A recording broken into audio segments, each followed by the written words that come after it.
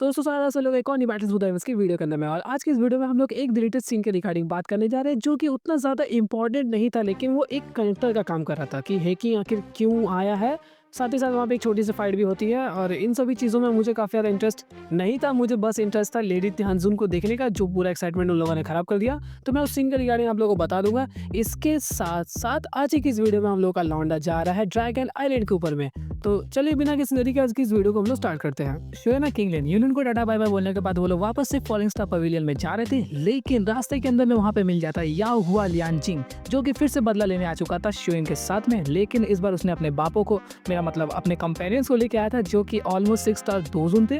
और यहाँ पे शोएन थोड़ा सा सोचता है कि 6 स्टार दोजुन के साथ लड़ना मेरे लिए काफी ज्यादा मुश्किल हो सकती है, जिस वजह से उन लोगों ने पहले ही प्लान बना लिया कि शोएन वहाँ पे बाकी सबको निपटाएगा, लेकिन तब तक किंगलिन एक 6 स्टार दोजुन के साथ में निपटाएगी और तो और वहाँ पे स्काई डीमन पपेट हुआ यू को वहाँ पे संभाल लेगा, ताकि उन लोगों की जो फाइट है वहाँ पे कुछ ज़्यादा लंबी ना चले। और सेम जैसा उन लोगों का प्लान था वैसा ही हुआ। शोएन को जब उसने देखा कि वो एक्चुअली में 4 स्टार दोजुन बन चुका है, जिस कल्टिवेशन को अचीव करने के लिए ऑलमोस्ट सभी दोजुन को 10 साल का टाइम लग जाता है, उसने बस सिर्फ और सिर्फ 1 महीने के अंदर में कर लिया। तो या हुआ वहाँ पे समझ जाता है कि उसके पास में कोई ज़रूर सीक्रेट टेक्निक है और उसे पता चल गया था इस बारे में। और उसने सोचा कि शोएन को हराने के बाद वो उसे छीन लेगा, लेकिन शोएन वहाँ पे स्काई फायर 3 मिस्ट्री चेंज का इस्तेमाल करने के बाद वो आराम से या हुआ के साथ साथ शेन लुओ गुइजन उन सभी लोगों को संभाल लेता है। और यहाँ पे वो जो फाइट थी उसका पलड़ा जो था वो शोएन की तरफ में भारी पड़ गया।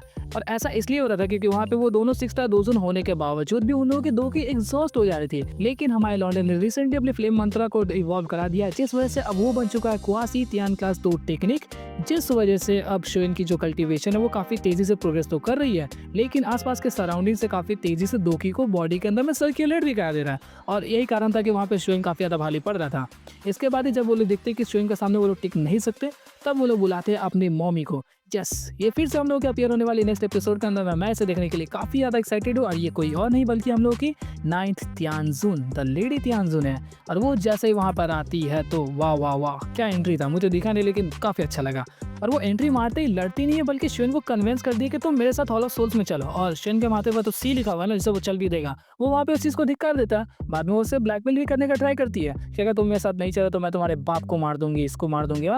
लेकिन शोएन को उस चीज से बिल्कुल फर्क नहीं पड़ा। उसको पता था कि मैं यहाँ रहूंगा तो बचा भी लूंगा अपने बाप को, अगर वहाँ चला गया तो मुझे कोई नहीं बचा पाएगा, इनफैक्ट मेरे मास्टर याला भी नहीं। और जब वहाँ पे देखता है कि शोएन कन्विंस नहीं हो रहा, तो उन लोगों के बीच में जैसे ही फाइट स्टार्ट होती और एक ब्लूज को एक सीन भी किया था, तभी वहाँ पे पीछे से एक आवाज आता है, हेलो ब्रदर शोएन, मैं तुम्हें काफी देर से ढूंढ रहा था। और वहाँ पर एंट्री हो जाती है yes the ancient void dragon he king की। और उसकी एंट्री वहाँ पे सभी लोगों के दिल में दहशत छा देती है। वो वहाँ पर आते ही ज़्यादा टाइम वेस्ट नहीं करता। शोएन को सारा मामला समझाने से पहले उसने देखा कि शोएन यहाँ पे काफ़ी मुसीबत में फंसा हुआ है, और उसने एक ही मुक्के में शेन लुओ गुइजन और या हुआ दोनों को बचाड़ दिया। उसके बाद वो लोग तकरीबन 100 फीट नीचे गहराइयों में भी दब गए थे। इसके साथ साथ लेडी त्यानजुन उसे कन्विंस करने का ट्राई कर दी कि तुम इस मामले से दूर रहो। तो वहाँ पे हेकिंग बोलता है बाप को मत सिखा। और लॉन्डे ने कई बार ये वर्ड को यूज़ किया कि मैं तुम्हारा बाप हूँ, मतलब गाली थी वहाँ पर। इसके बाद जब लेडी त्यानजुन देखती है कि वो कन्विंस नहीं कर पा रही है, तो वहाँ से वो मुंह लटका के चली जाती है, क्योंकि उसे पता है कि हेकिंग के साथ में अगर उसकी लड़ाई हो गई तो हेकिंग कौन कौन से स्टाइल या पोज में मारेगा कोई ठीक ठिकाना नहीं है उसका। जिसके बाद वो भी वहाँ से विड्रॉ कर लेती है। अब शोएन का जो मामला था यहाँ पे बिल्कुल ठंडा पड़ गया, जिसके बाद हेकिंग पूरा मामला समझाते हैं। इसके बाद ही हम लोग को एक सीन दिखाया जाता है कि वो लोग स्पेशल टनल से कहीं पर जा रहे थे। और तुम सभी को पता है कि ancient world dragon special tunnels को बनाने में काफ़ी ज़्यादा एक्सपर्ट है। अश्विन उस टनल को देख के सोचा था कि ये जो टनल है एक्चुअली में काफ़ी अच्छा है, काफ़ी ज़्यादा स्ट्रॉन्ग भी लग रहा है, क्योंकि इसे बनाने के लिए कोई भी पीक दोजुन नहीं बल्कि उससे भी ज़्यादा पावरफुल कल्टिवेटर चाहिए। और वो समझ जाता है कि yes hacking is at another level.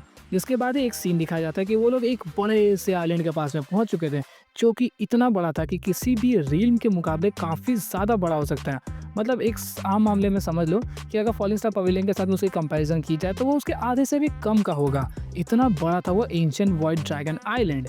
जिसके बाद जैसे ही वो लोग वहाँ पे पहुँचते हैं तो वो कुछ ज़्यादा कुछ पूछता नहीं है, बल्कि जैसे ही वहाँ पे जाता है तो उसे एक अलग एल्डर नजर आते हैं। इन एल्डर का नाम हमें देखने को मिलता है ज़ू ली। और शोएन जैसे उनसे मिलता है तो वो समझ जाता है कि इनकी जो पावर्स है वो हेकिंग को भी सरपास करती है।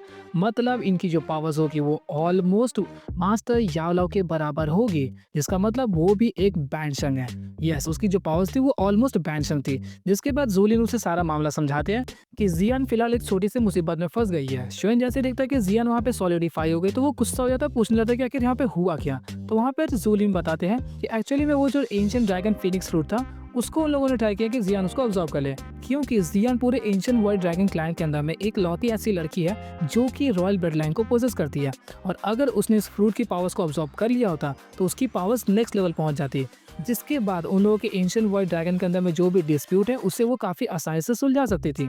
इस चीज को देखकर वहाँ पे शुइन काफी ज्यादा नाराज होता है, और वो वहाँ पे पूछता भी है कि क्या तुम लोग इस चीज के लिए गारंटीड थे कि जियान इसको कभी भी ऑब्जर्व कर पाएगी, क्योंकि मुझे नहीं लगता कि इससे पहले कोई भी इस तरीके के फ्रूट को ऑब्जर्व किया होगा। तो वहाँ पे जूलिन रिप्लाई करता है कि इससे पहले भी 2 ऐसे फ्रूट्स अपीयर हुए थे, जिनमें से एक एंशिएंट वर्ल्ड ड्रैगन वाले ने ऑब्जर्व किया और एक फीनिक्स टाइप वालों ने, और जब पास्ट के दौरान उन दोनों के बीच में फाइट हुई तो दोनों आपस में लड़के मर गए। जिसके बाद ये तीसरी बार अपीयर हुआ तो हम लोगों को लगा कि जियान इसे ऑब्जर्व कर लेगी, और फिलहाल हम लोगों के एंशिएंट वर्ल्ड ड्रैगन क्लैन के अंदर में काफी मेजर डिस्प्यूट चल रहा है, और वो इसे बताने में एक टाइम के लिए हिचकिचाते हो रहे थे, लेकिन अब उसके पास में कोई भी ऑप्शन नहीं बचा था कि वो शुइन को छोड़ के किसी और के ऊपर में उतना ट्रस्ट दिखा सके, क्योंकि अभी जो एंशिएंट वर्ल्ड ड्रैगन क्लैन है उसके अंदर में डिस्प्यूट हो गया, सभी लोग अलग अलग बढ़ चुके हैं, और वो चाहते थे कि अगर जियान इस पावर्स को पूरी तरीके से इनहेरिट कर लेती तो जियान उस पूरे एंशिएंट वर्ल्ड ड्रैगन क्लैन की क्वीन बन जाती, जिसके बाद वो सभी के सभी एंशिएंट ड्रैगन क्लैंस को वापस से इकट्ठा कर देती और वो पूरा का पूरा एक एंशिएंट वर्ल्ड ड्रैगन क्लैन बन जाता। जब शुइन एंशिएंट वर्ल्ड ड्रैगन को देखता था वो समझ जाता है कि इनके पास ऐसी कोई भी चीज नहीं होगी जिस चीज की कमी हो सके, और मेरे पास सिर्फ 2 ही चीज है जिस वजह से कोई भी मुझे हायर करना चाहेगा। फर्स्ट ऑफ ऑल मेरी अल्केमिस्ट स्किल्स, जो कि अभी फिलहाल 8 टायर पर है। सेकंड मेरे हेवनली फ्लेम्स। अल्केमिस्ट स्किल्स इनको और भी मिल सकते थे, लेकिन शायद से हेवनली फ्लेम्स की वजह से इन लोगों ने बुलाया, और यहाँ पर उसका गेस बिल्कुल सही था। जूलिन रिप्लाई करता है कि इस सॉलिडिफिकेशन को पूरी तरीके से हटाने के लिए रैंक 10 के ऊपर के हेवनली फ्लेम्स की जरूरत है,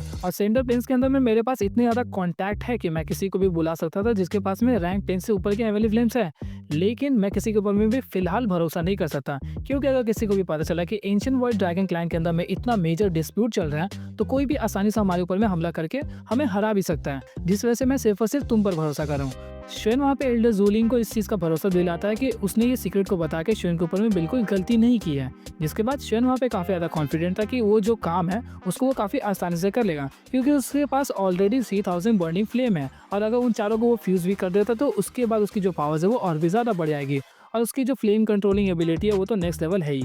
इसके बाद वहाँ पे वो एल्डर जूलिन से पूछता है कि हम लोग कब इस चीज़ को परफॉर्म कर सकते हैं, तो वहाँ पे एल्डर जूलिन बताते हैं कि 2 दिनों बाद, क्योंकि मुझे कुछ छोटे मोटे प्रिपरेशंस करने पड़ेंगे, जिस वजह से वहाँ पे शुइन इस बात के लिए राजी हो जाता है। शुइन के ये 2 दिन एंशिएंट वर्ल्ड ड्रैगन आइलैंड के ऊपर में काफ़ी आसानी से बीत जाते हैं, क्योंकि ही किंग काफ़ी मस्त एंटरटेनमेंट वाला बंदा है, उसने बिल्कुल भी उन लोगों को बोर नहीं होने दिया।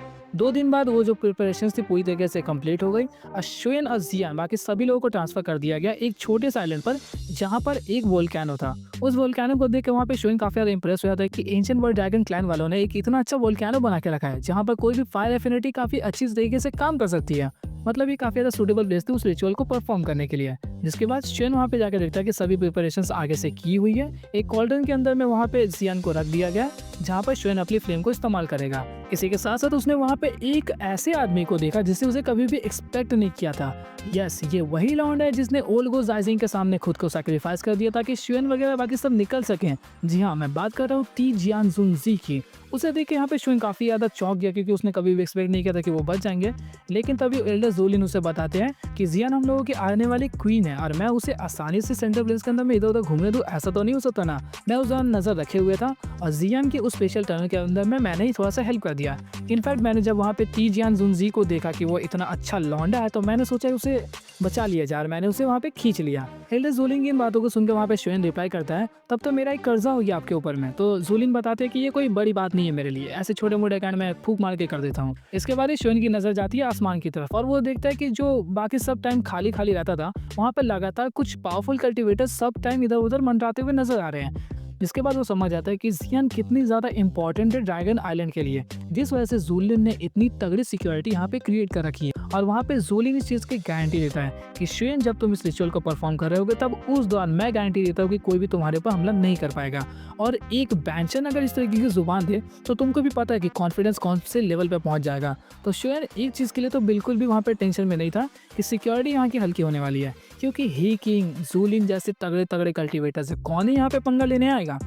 इसके बाद ही शुइन पहुंच जाता है उस जगह पर जहाँ पे जियान थी, और उसने अपनी हेवनली फ्लेम्स को निकाल के उसके ऊपर में उस रिचुअल को परफॉर्म करना स्टार्ट कर दिया, मतलब उसे पिघलाना। एक बड़ा सा ड्रैगन निकलता है जो कि पूरा फ्लेम्स का क्रिएटर था, और उस कॉल्ड्रन को वहाँ पे जला देता है। जलाने के कुछ देर बाद ही, काफी देर तक जब वो वहाँ पे उसको गर्म कर रहा था, तब वो पूरा वोल्केनिक आइलैंड जो था वहाँ पे गर्म होने लगता है और आसपास का टेम्परेचर काफ़ी तेज़ी से बढ़ने लगा, जो कि कोई बड़ी बात नहीं है। जितनी बार हेवनली फ्लेम्स के बारे में डिस्क्रिप्शन मिलता है यही चीज़ रिपीट होता है। शिन जब वहाँ पे जियन की बॉडी को रिफाइन करना स्टार्ट करता है तब उसी दौरान जूलिन ने उसे 5 drops of ancient blood line दे दिया, जिसका मतलब वो किसी खजाने से कम नहीं है, क्योंकि अगर बाहर में सेंट्रल प्लेन्स वालों को किसी को भी ये चीज़ मिल जाए तो वो बिल्कुल पागल हो सकता है। और जूलिन ने ऐसा इसलिए किया क्योंकि इस दौरान काफ़ी ज़्यादा दोकी वहाँ पे एग्जॉस्ट हो सकती थी, जिस वजह से वो चाहता था कि श्वेन इस चीज़ को जल्द से जल्द रिकवर करे। और ये कोई खजाने से कम नहीं है, श्वेन इससे काफ़ी जल्दी रिकवर भी हो सकता है। लेकिन श्वेन ट्राई करता है कि कम से कम वो इस चीज़ को इस्तेमाल करे। इसके बाद ही जब वो उस रिफाइनमेंट प्रोसेस को और भी ज़्यादा आगे बढ़ाता है तब वहाँ पर एल्डर जूलिन बिल्कुल भी वहाँ से हिलते नहीं है। वो हवा में फ्लोट होते हुए हम लोग को नजर आता है, अपने हाथों को पीछे करके खड़े थे। तकरीबन 15 दिनों के प्रोसेस के बाद वो सॉलिडिफिकेशन था वो वहाँ पे पिघलना स्टार्ट हो गया। उसके पिघलते ही उसके अंदर से काफ़ी ज़्यादा पर्पल गोल्ड कलर का लिक्विड निकलना स्टार्ट हो जाता है। इसे देख के श्वेन वहाँ पे काफ़ी ज़्यादा खुश हो जाता है और अभी तक श्वेन की जो दोकी थी वो बिल्कुल भी एग्जॉस्ट नहीं हुई, क्योंकि तुम्हें पता है quasi Tian class flame method. इस वजह से श्वेन काफ़ी आसानी से अपनी सराउंडिंग से दोकी को काफ़ी तेज़ी से रिकवर भी कर ले रहा था और उसने अभी तक एक भी ब्लड एसेंस का इस्तेमाल नहीं किया, सिर्फ सिंपल पिल्स खाए थे। तकरीबन 15 दिनों के बाद अब और भी ज़्यादा उस प्रोसेस को वो कंटिन्यू करता है और इस प्रोसेस को कंटिन्यू करने के दौरान सभी लोग इस चीज़ को देख के काफ़ी ज़्यादा खुश हो रहे थे। लेकिन सिर्फ श्वेन इस बात को समझ पा रहा था कि एक्चुअली में वो जो सॉलिडिफिकेशन से बाहर से पिघल रहा है, अभी भी जियान के बॉडी के अंदर में वो चीज़ अभी भी जमी हुई है, जिस वजह से उस प्रोसेस को जब वो फर्दर कंटिन्यू करता है तब तकरीबन 24 दिनों बाद वहाँ पे वो जो थी और भी ज़्यादा बॉडी रिफाइनमेंट का प्रोसेस आगे बढ़ जाता है। और वहाँ पे सभी लोग समझ चुके थे कि एक्चुअली में रॉयल ब्लड लाइन के साथ में एक मैजिकल बीस्ट इस दुनिया के ऊपर में फिर से पैदा होने वाला है, नन अदर देन जियान। तो श्वेन इस प्रोसेस को अब और भी ज़्यादा फर्दर कंटिन्यू कर रहा था, तभी एक आदमी वहाँ पे चिल्लाता है कि बाहर से कुछ पावरफुल कल्टिवेटर्स हम लोग के ऊपर में हमला कर दे रहे हैं। और उसका नाम बोला था कुछ AO नाम से था, एक्जैक्टली याद नहीं आ रहा। और जैसे ही वो हमला होने वाला था वैसे ही ये चैप्टर वहीं पे खत्म हो गया। सो आज के इस वीडियो को हम लोग यहीं पर एंड करते हैं। आई होप कि आप लोगों को वीडियो अच्छी लगी होगी, अगर लगी है तो एक लाइक तो बनता ही है। तो मिलते हैं आपसे एक और इंटरेस्टिंग वीडियो के साथ, क्योंकि नेक्स्ट पार्ट के अंदर में तबाही होने वाली है। तब तक के लिए गुड बाय।